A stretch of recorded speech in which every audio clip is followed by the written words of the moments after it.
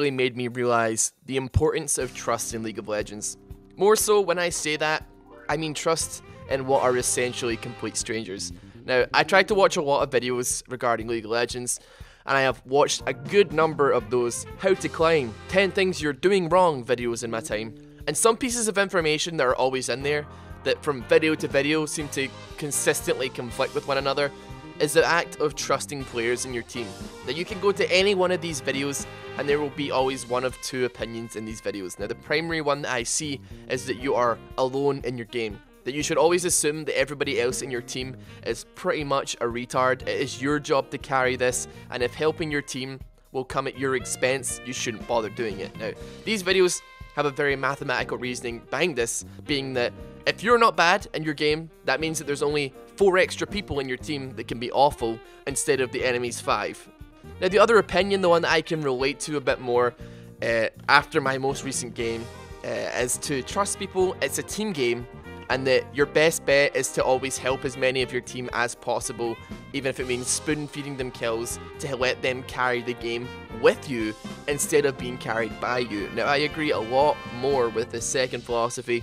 My reasoning for it is pretty simple. Now, if I'm doing decent enough in my lane that I can actually roam and help other players in other lanes, and I think that a player isn't as good as me in my team, I'm far more inclined to let that person take kills, or I'll actively leave them kills because I want them to catch up, and I feel like they need that to be useful more than I do. Now, during my recent game, I found myself getting really frustrated at my Gragas because I could feel a lack of trust between him and me, and between him and the entire team at the entire game. Now, despite him being full tank, despite the fact that I was doing really well in my game, and the other 4 members of our team having a really clear, concise objective as to what we were trying to do in that game, that being that we were trying to make sure that our Cassiopeia and our Kog'Maw were kept alive. Gragas didn't really seem to know 100% what he was trying to do, and he didn't really know when he could or when he couldn't go in or try and do things, or the fact that I would support him and keep him alive if he actually did go in. He didn't trust me to help him, he didn't trust me to keep him alive, he didn't trust me to like wild growth him or anything like that, even though I would ping my ulti to let him know that it was still up. Now, this all culminated in what was really an awful attempt at a Baron steal, and it really left me wanting to question mark ping my fingers off, because if he just had a little bit of faith in me that I would keep him alive after he went in earlier to get the steal, it could have been so much more possible. It could have been possible, and it would have really tipped the scales in our favor that game. Now, we hadn't taken a single tower that game. Like, it was a horrible uphill struggle from the beginning of the game and onwards. We had not taken a tower, we were pretty much reduced to only our Nexus towers. But I don't think throughout that entire game that I was even remotely disheartened. I was putting a lot of faith into Cassiopeia, I was putting a lot of faith into our Kog'Maw, 2 people I knew could help us turn fights in our favour, provided that we helped them and peeled for them. Each fight was incredibly difficult, but each fight with less and less turrets protecting us, we fought them off. We aced them, or we got 4 kills, and we barely lost any of our team. But we struggled to defend any inhibs that came up, which was our real problem. We should have been trying to protect those inhibs so that we could actually make a push back on the enemy, instead of just letting them take inhibs and our entire base being swarmed, and the turrets really just being taken by minions more than they were taken by champions. But despite that, my goal was pretty clear in that game. My goal was keep Kog'Maw alive, keep Cassiopeia alive if I can, and despite being against basically every possible advantage the team could have in this game, more than 1 Baron buff, a huge gold lead, no inhibs, 1 Nexus tower left, we kept fighting, and it was honestly probably one of the most intense games that I've had in a long time. Now, unfortunately, we fell victim to a backdoor from Lucian when we got baited out of the base to try and defend against the 3rd Baron. But it's hard to shake the fact that with a little bit more trust, the game could have been possible. I've been trying to actually get better at the game a lot more recently. Now, I'm working on my weak spots, or I'm trying to identify my weak spots and work on them from there. And the reason for that being is that I want to make my gameplay, my videos, a little less cringe for you guys to watch. Now, with that, I've been playing a little bit more support, trying to warm up on them before I actually start going into other roles, since that is the role that I have probably mained for the most amount of seasons, and I played the most over the last 6 years. I played shitloads of them during season 1, 2, 3, 4, So 4 seasons, pretty much I main support, but then I decided to move on to other roles because I didn't feel like they were quite as interesting to watch. But regardless, that game really did show me how hard the idea that this game is yours and yours alone to carry seems kind of drilled into players' heads. Now if you watch some of this gameplay, you can see basically me and Mundo struggling to keep our Cassiopeia and our Kog'Maw alive, but where's Gragas? Like, Gragas is trying to dive their backline, he's trying to kill Lucian, instead of using his stuns, instead of using his slows and using his ultimates to peel the enemy team off of our only real hope for winning this game. Now, because he felt like if the enemy team were gonna die, he had to be the one to kill them. Now, despite the fact that my entire team was really positive throughout the entire game, even with our Mundo going really badly in lane, we held out because we knew the potential of our late game. We had a Cassiopeia and a Kog'Maw. That is late game in a nutshell. But that didn't stop Gragas spamming the surrender pings, spamming the early surrender pings, and generally being pretty negative throughout the game. But still, we still pushed forward, we still held out hope, and we still gave it a damn good shot. I seriously have changed my opinion on ranked a lot recently, and since doing that, I feel like that game has made me realize that there is actually room for me to grow in this game. I used to think that ranked was something that you just brute force to win LP, instead of a place that you could play against similarly skilled players, or an environment that you could actually learn and grow from the people that you play against, and that losing a game is actually probably far more beneficial to you as a player than winning a game. I've had plenty of games where, you know, I think we won way too hard. I didn't learn anything from this game because we just stomped too hard. There was no, even the mistakes that I made, they weren't capitalized on. I wasn't punished for them because I was just too far ahead to be punished. But now when I lose, which is quite often actually, I still lose quite a lot, I'm really not that good at the game, it doesn't really bother me. I try to figure out what I did or what I could have done to make things a little bit better. Now my last 2 games that I played last night, I did awful, and one of them was on stream, one was off stream.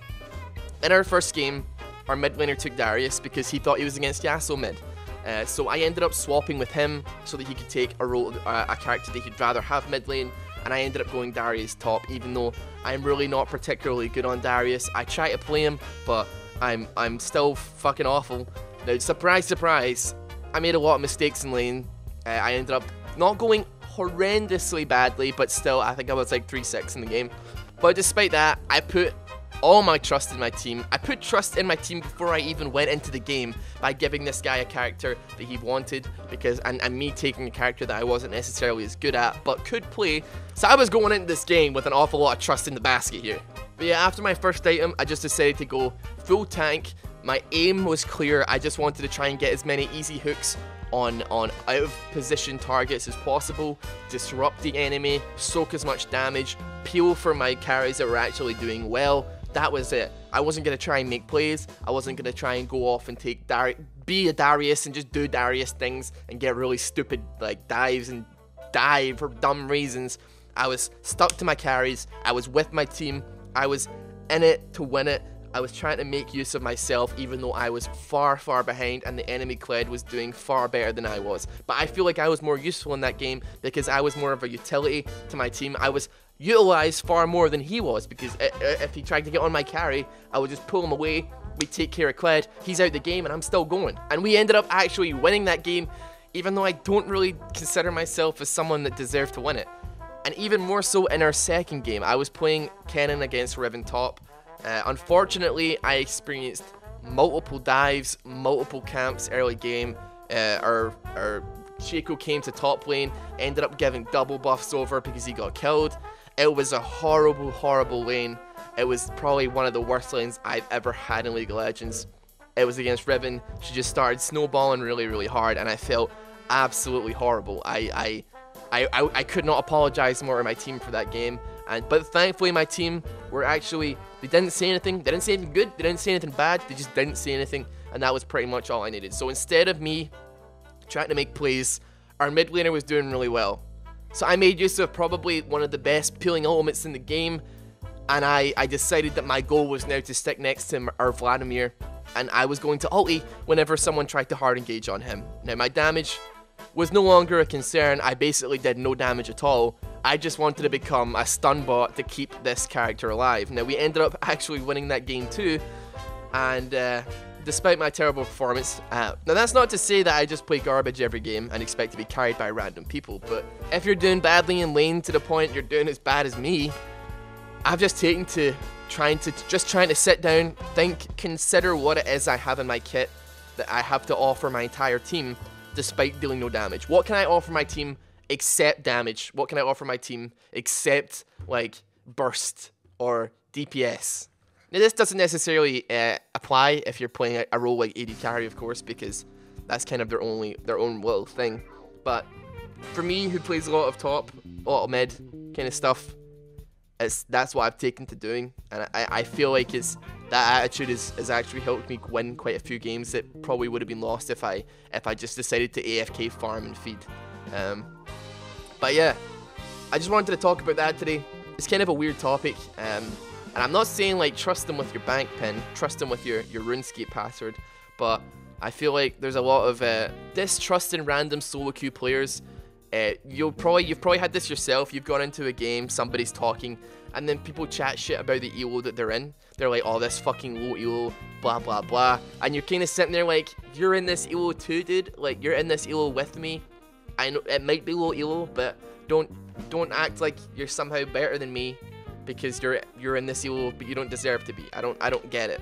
But just generally, personally for me, I found that giving myself over to the idea of a team, something a little bit bigger than just myself on my own, is a lot better, and has really helped me win a lot more than if I just tried to play the game solo and win it for myself. So that's all I wanted to talk about today. Hope you enjoyed a little bit of it, maybe, I don't know. Just wanted to talk about it. Nevertheless, guys, I'm back at it again tomorrow, probably with another video. So I'll see you there. Hope you have a good one. Take it easy. Follow me on Twitch as well, because you know there's Twitch footage in this, so you should probably just follow that as well. Thanks. See you later.